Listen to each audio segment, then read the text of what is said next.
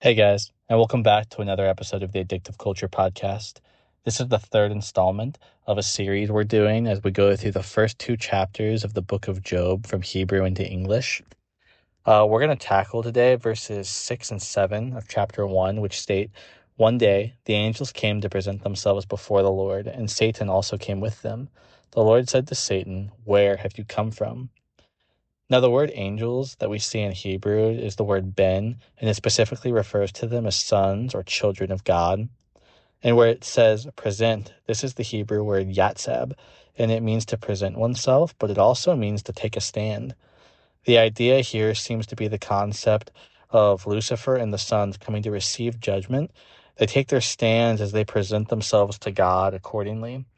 Now, where it says Satan, this is a title and it's not at all a name.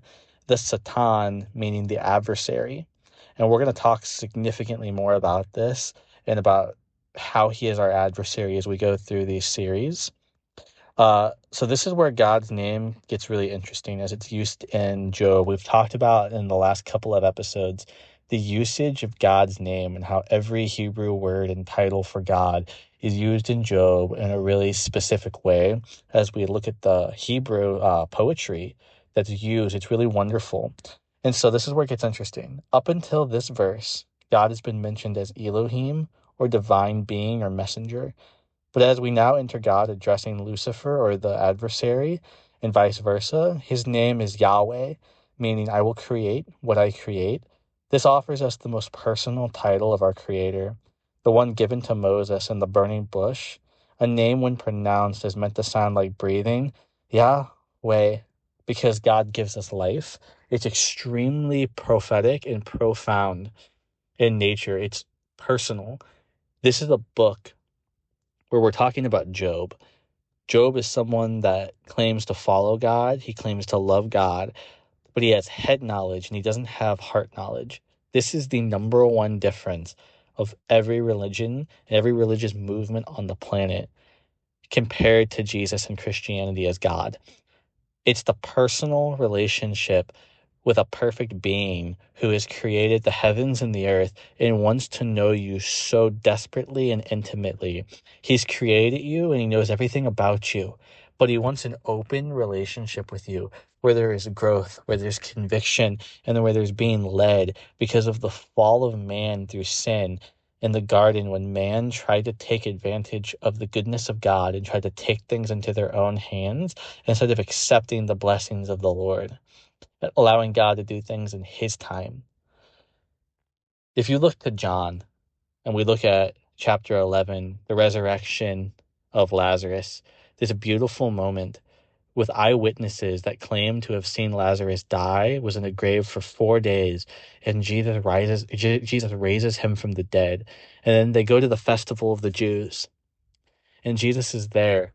And we see this beautiful moment where Mary comes with the spikenard, with the expensive ointment. She pours it on the feet of Jesus, and she cleans his feet with her hair.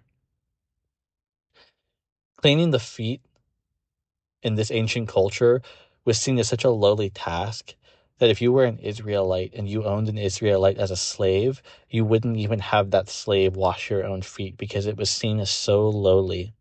This is the profound nature of Jesus washing Peter's feet later on.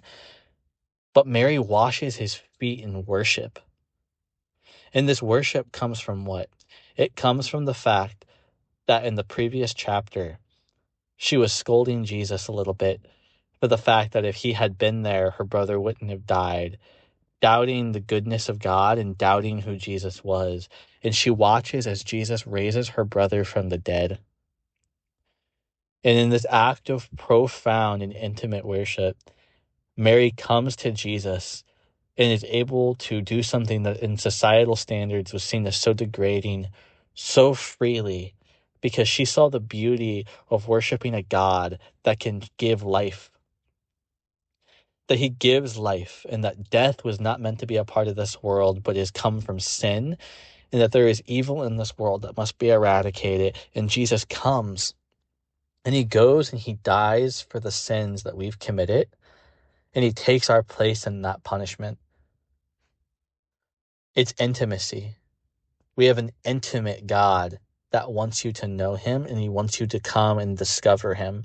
He wants there to be growth and open communication where we read of his word, where we pray, and we have actual encounters with him. I've shared my testimony on this channel. I went from the weird emo guy that was chasing women, addicted to pornography, drinking and being drunk all of the time, cursing like a sailor, constantly seeking the affections of other people.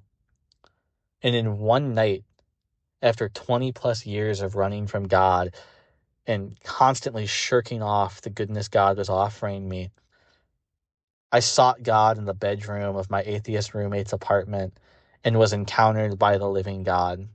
It wasn't a good feeling. It wasn't just excitement in the air.